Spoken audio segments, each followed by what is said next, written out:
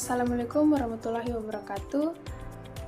Perkenalkan, kami dari kelompok H dari Fakultas Teknik, jurusan Pendidikan Teknik Sipil dan Perencanaan, Prodi Teknik Sipil Bangunan Gedung, Universitas Negeri Makassar.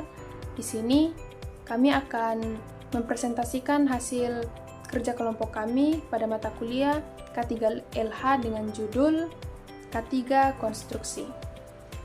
Namun sebelumnya, saya akan memperkenalkan anggota kelompok kami atas nama Aditya Ramadhani dengan NIM 230201602020. Muhammad Haidil dengan NIM 230201601001. Muhammad Nur Rizky Wardani dengan NIM 230201602035. Dan saya sendiri, Yola Rumisi Sakukake dengan NIM 230201602029 selaku moderator. Baik, langsung saja saya akan mempersilakan kepada pembaca materi yang pertama, kepada Aditya Ramadhani. Saya persilakan untuk memaparkan materi yang pertama. Terima kasih kepada moderator. Perkenalkan, nama saya Aditya Ramadhani sebagai pembaca materi. Pendahuluan. Keselamatan dan kesehatan kerja K3 merupakan hal yang tidak akan terlepas dari sistem ketenagakerjaan dan sumber daya manusia. Keselamatan dan kesehatan kerja tidak hanya sangat penting bagi pekerja, namun keselamatan dan kesehatan kerja menentukan produktivitas suatu pekerjaan. Keselamatan dan kesehatan kerja yang berdampak positif terhadap pekerjaan. Maka dari itu, keselamatan dan kesehatan kerja bukan hanya suatu kewajiban yang harus diperhatikan oleh para pekerja, akan tetapi suatu kebutuhan yang harus dipenuhi oleh sistem pekerjaannya. Dengan kata lain, keselamatan dan kesehatan kerja bukan suatu kewajiban melainkan suatu kebutuhan bagi para pekerja dan bagi bentuk kegiatan pekerjaan. Berdasarkan laporan tahun 2017 sepanjang tahun 2016 BPJS, Ketenagakerjaan Kantor Wilayah DKI Jakarta menangani kasus kecelakaan kerja sebanyak 5.093 kasus, 82%. Di antaranya merupakan peserta pria. Jumlah kasus kecelakaan kerja dengan korban kaum pria sebanyak 4.178 orang, sementara dari kaum wanita 915 orang.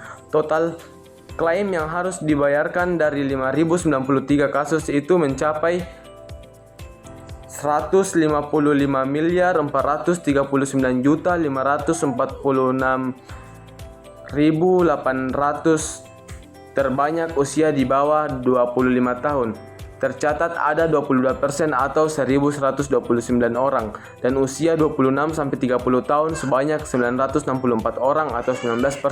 Terima kasih, saya kembalikan kepada moderator. Terima kasih kepada Aditya Ramadhani telah memaparkan materi yang pertama. Saya akan mempersilakan kepada pemateri yang kedua, yaitu Muhammad Haidil, untuk memaparkan materi selanjutnya. Baik, terima kasih moderator atas kesempatan yang telah diberikan. Saya akan melanjutkan materi berikutnya, yaitu pengertian dari K3 konstruksi. Apa sih pengertian dari K3 konstruksi itu? K3 konstruksi merupakan peraturan atau pedoman yang digunakan untuk mengedepankan kesehatan, keselamatan, dan keamanan kerja kepada para pekerja di area kerja konstruksi. Tujuan utamanya adalah menciptakan lingkungan kerja yang aman dan nyaman. Berikutnya yaitu faktor resiko di industri konstruksi. Ada beberapa faktor resiko di industri konstruksi, yaitu yang pertama, ketinggian.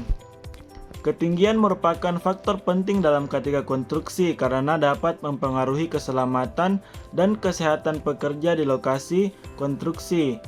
Berikutnya yaitu benda tajam. Benda tajam memiliki pengaruh yang signifikan dalam K3 konstruksi.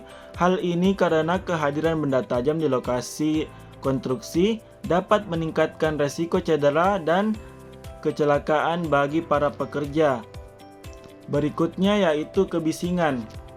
Kebisingan di lokasi konstruksi dapat memiliki dampak yang signifikan terhadap K3, kesehatan dan keselamatan kerja di konstruksi. Berikutnya yaitu bahaya listrik. Dalam industri konstruksi ada beberapa bahaya listrik yang dapat memiliki dampak serius terhadap K3. Berikutnya yaitu langkah-langkah K3 konstruksi. Untuk menjaga keselamatan dan kesehatan kerja di industri konstruksi, perusahaan perlu mengimplementasikan langkah-langkah K3 yang tepat, di antaranya yaitu yang pertama, melakukan analisis resiko kerja di setiap proyek konstruksi. Yang kedua, melengkapi pekerjaan dengan peralatan perlindungan diri yang sesuai. Berikutnya, memeriksa dan merawat peralatan dan mesin secara rutin. Berikutnya, memberikan pelatihan K3 kepada seluruh pekerja termasuk penggunaan alat berat dan peralatan khusus. Berikutnya, mengatur jadwal kerja yang wajar untuk menghindari kelelahan kepada para pekerja. Berikutnya, mematuhi peraturan keselamatan dan kesehatan kerja yang ditetapkan oleh pemerintah. Baik, terima kasih. Saya kembalikan ke moderator. Terima kasih kepada Muhammad Haidil telah memaparkan materi yang kedua. Selanjutnya saya akan mempersilakan kepada Muhammad Nur Rizky Wardani untuk memaparkan materi selanjutnya. Assalamualaikum warahmatullahi wabarakatuh. Terima kasih atas kesempatan yang diberikan.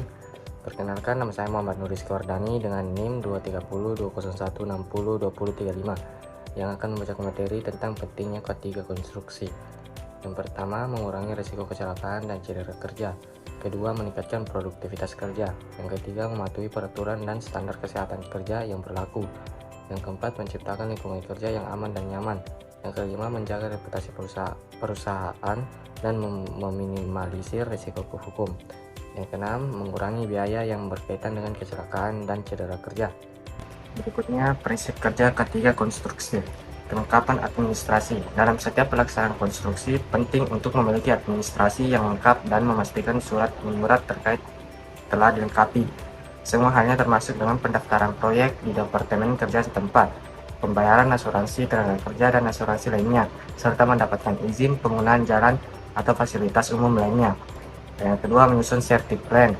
Rencana ini merupakan bagian integral dan implementasi K3 dalam proyek konstruksi. Tujuannya adalah agar proyek konstruksi dapat berjalan dengan lancar dan aman, serta mencegah terjadinya kecelakaan dan penyakit akibat kerja. Kemudian pelaksanaan dan pelatihan K3. Kegiatan K3 melibatkan kerjasama dengan instansi terkait.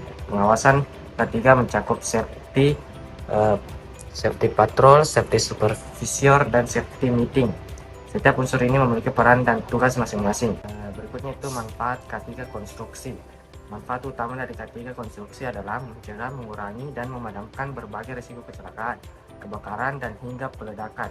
K3 konstruksi juga akan memberikan petunjuk atau kesempatan jalan untuk menyelamatkan diri sewaktu terjadi keadaan darurat. Dengan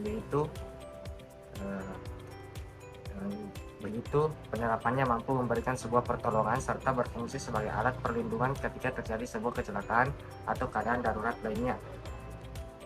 Terima kasih, saya kembalikan ke moderator.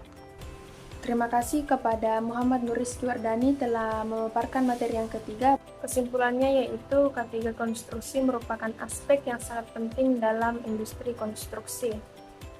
Dengan menerapkan langkah-langkah keselamatan dan kesehatan kerja yang tepat, perusahaan konstruksi dapat memastikan para pekerja bekerja dalam lingkungan yang aman dan nyaman. Hal ini akan mengurangi risiko kecelakaan dan cedera kerja, meningkatkan produktivitas, dan menjaga reputasi perusahaan. Oleh karena itu, setiap perusahaan konstruksi perlu memberikan perhatian yang serius terhadap K3 konstruksi. Itulah tadi presentasi dari kelompok kami. Kurang dan lebihnya mohon dimaafkan. Wassalamualaikum warahmatullahi wabarakatuh.